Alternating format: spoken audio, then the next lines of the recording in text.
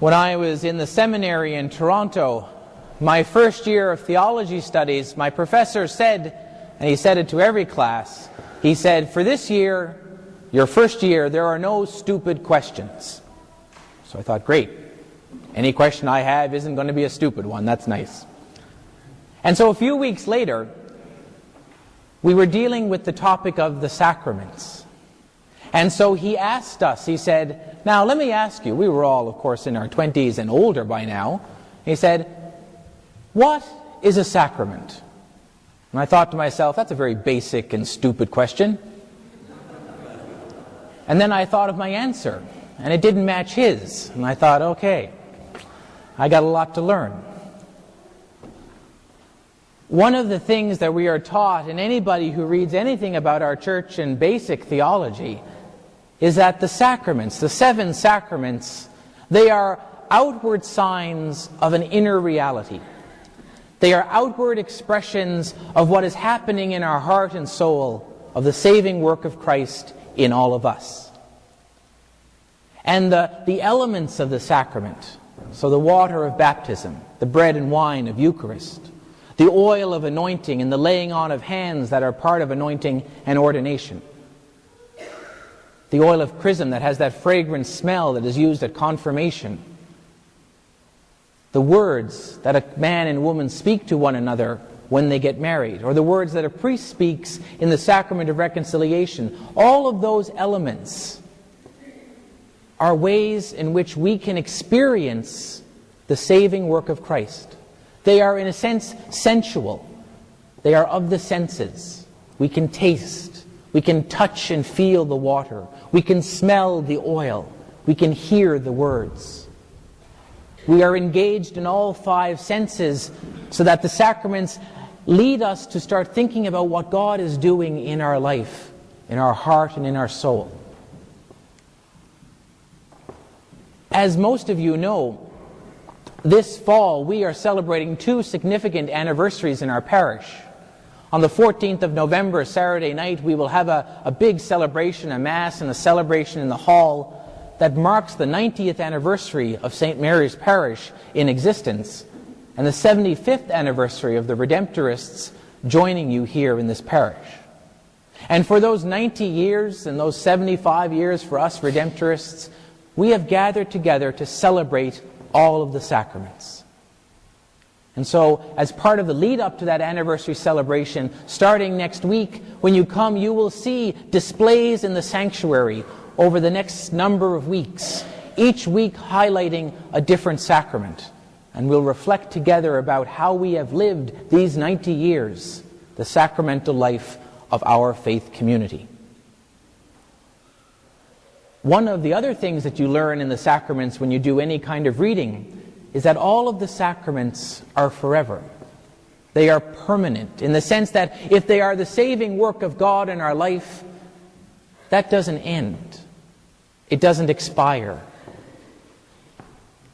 And yet we have a gospel today that speaks about the reality of divorce, which puts into question that belief about the permanency of the sacraments. And so I'd like to reflect with you today about that topic. I want to talk to you today about divorce. Jesus talks about it. It is put there before us, so we as a faith community should also talk about it. Now that topic is one that can create all sorts of emotions in us. If you have experienced divorce and separation, or if you know someone who has experienced that, your stomach might be starting to churn, and your heart might be starting to twist a little bit. Because as much as it is in our society commonplace in a legal proceeding, it all happens in the heart, doesn't it? The pain of seeing relationships end and die, of the dream of love coming crashing down, all of that is the stuff of the heart and of the soul. And it breaks hearts, it breaks relationships, and it's messy.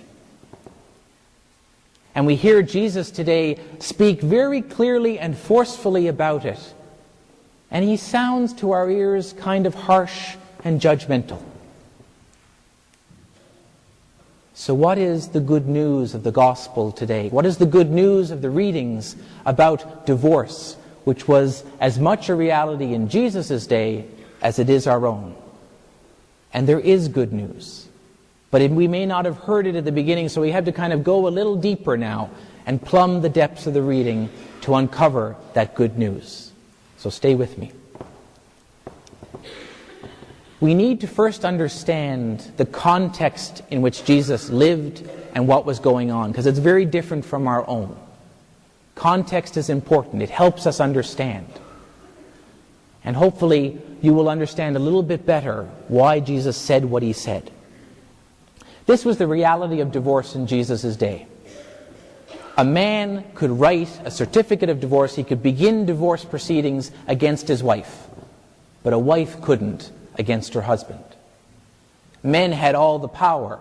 Men had all the status. Women had none. And so it was in the hands of the man to be able to start divorce or not. The woman just had no choice legally but to go along with what was happening to her. Now that sounds incredible to our ears, that such a situation would be the case, but it was. And there was debate in Jewish law of the time about the grounds for divorce. Some were saying that the only grounds for divorce were adultery. Serious stuff. But others in the law said, no, a man could dismiss his wife for anything that displeases him. So if supper wasn't quite made correctly, or the house wasn't clean to his satisfaction, divorce could happen. We smile at that because it sounds ridiculous, but in Jesus' day it wasn't ridiculous. It was the law, believe it or not.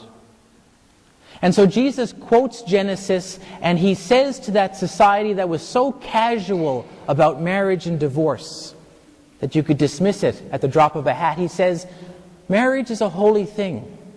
It is from God. It is not something easily entered into and not something easily dismissed. And he's critical of his time. He says, you guys don't have it right. You're not respecting and loving one another and respecting and loving God if you're going to be so casual about marriage. So he's challenging the people of his day who had this light attitude.